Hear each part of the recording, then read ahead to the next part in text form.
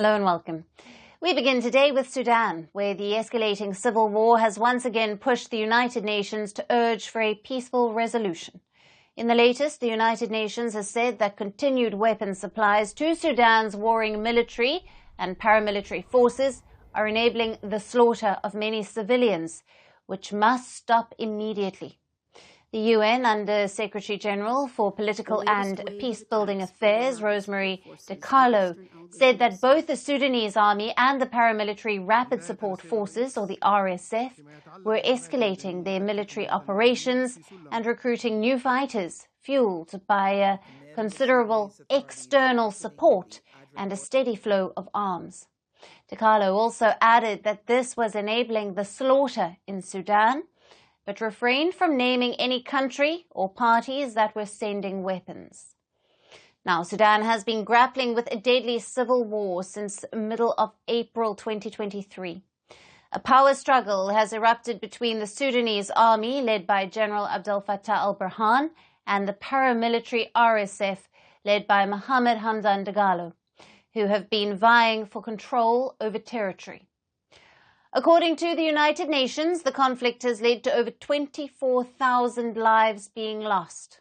Moreover, the fighting has created one of the world's largest humanitarian crises, with over 11 million people being displaced and parts of the country seeing extreme hunger or famine. Speaking about the conflict earlier this week at the Security Council, Sudan's ambassador to the United Nations said that it was the government's top priority to protect the civilians. In terms of civilian protection, this is a priority for the government of Sudan under the conditions where the state is facing a war of aggression threatening its existence, launched by the terrorist RSF and their allies, the foreign mercenaries, with support, funding and provision of weapons, as well as media and political support from very well-known countries in the region.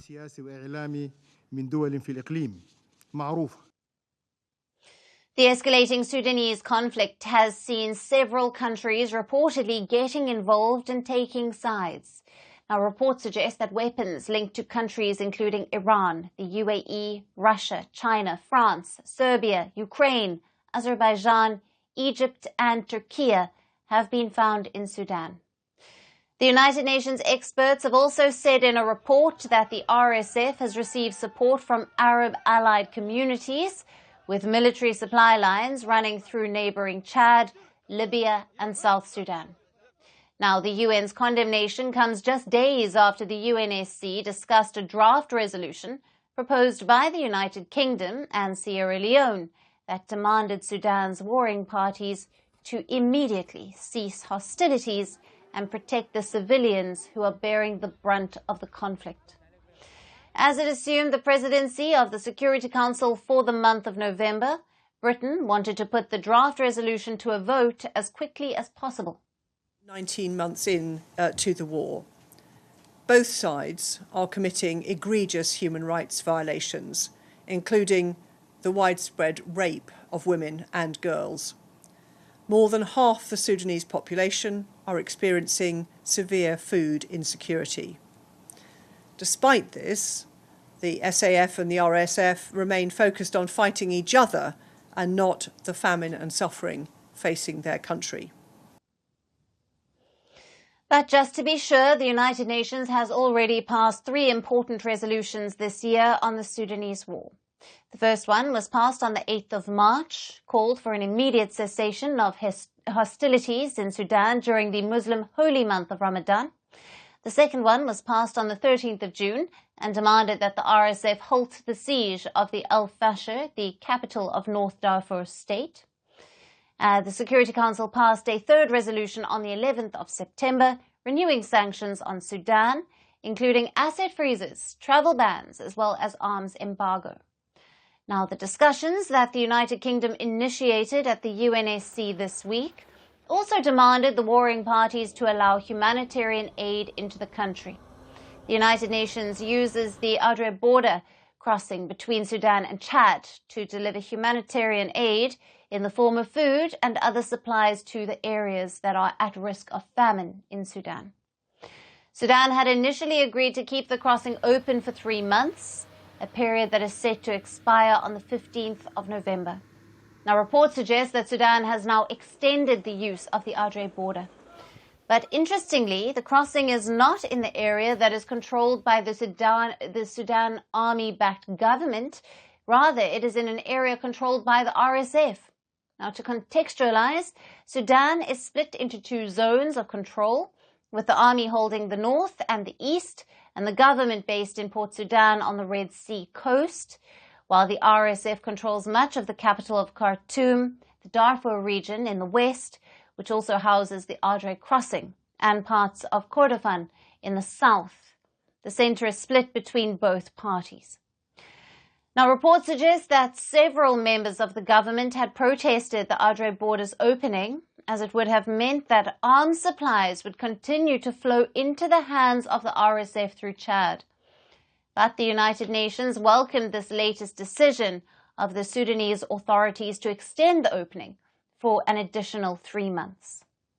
Since the crossing was opened in mid-August, we and our partners have now moved more than 337 trucks of load of humanitarian aid through the route, with more than 11,000 metric tons for food and other relief items that could cover the needs of close to 1.4 million people. Distribution of these items continues in various locations around Darfur. A further 30,000 metric tons of supplies are either already in place in Chad or in transit in the area. Still, the United Nations emphasized that more would need to be done, as the Adre crossing is alone not sufficient to fulfill the needs of the Sudanese civilians. But as the conflict in Sudan continues to spiral day by day, there is no sight of the warring parties coming to the negotiating table and ending a crisis that has caused havoc in the lives of millions. Now, to discuss more on this, we have with us Mohammed Kir Omer, a political analyst, joining us live from Oslo, Norway. Thank you for being with us. Thanks for the invitation. Now, how significant is the impact of the external weapons supplies in the ongoing conflict in Sudan? And which countries and entities are most heavily involved in providing this support? The war has been raging for 19 months. A lot of people are using modern warfare through drones, dropping barrels of explosives. And this all needs logistics through neighboring countries, needs military vehicles, fuel, personnel, and gold is being used to fund these purchases. Supporting the army are Egypt, Iran, and Russia, which has, from Wagner Group, it has shifted now in supporting the army. There is also Turkey. Ukraine is also involved in terms of personnel. Supporting the RSF are mainly the UAE, with logistics flowing through Chad and Libya, particularly areas controlled by Khalifa Haftar. And given the escalating violence and the recruitment efforts by both the Sudanese armed forces and the RSF, what immediate measures can be taken to protect civilians and to ensure the humanitarian aid reaches those in need? I think the problem is that there is little really the international community and the United Nations can do, because they have to enforce this embargo on weapons. And both belligerents do not care about the people. They still believe they can win militarily. For them, particularly the army who are backed by the Islamists, it is a zero-sum game. They want to finish off their opponents once and for all. And the UN itself has lost credibility. The international order is crumbling. Humanitarian law is at stake. We see Israel kill tens of civilians every day in Gaza and Lebanon without impunity, razes to the ground whole neighborhoods just to kill one person, due to the blanket protection of the US. The UN cannot enforce its decisions, and the Security Council is really deeply divided between China and Russia on one side and the Western countries on the other side, using veto power. And the Western countries support for Ukraine, Right. and it shows double standards. With Trump now back at the White House, it is difficult to see how he will react to the Sudan crisis.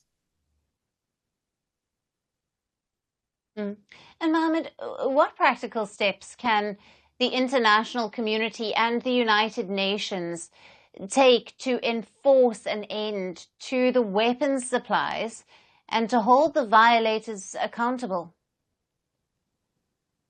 I think there is a need for safe zones.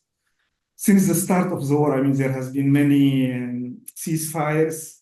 They were not implemented because there were no people on the ground to see, to implement, to see the implementation, and maybe enforce some non-fly zones in some areas.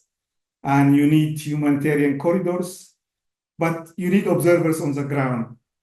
And you need also the political will of the international community, particularly the UN. But with a divided Security Council, I think there is very little that can be done. Even this resolution is just symbolic, and the UN official cannot even name the countries involved to shame them. And thank you very much to our guest, Mohammed, there with all the latest on the Sudan conflict.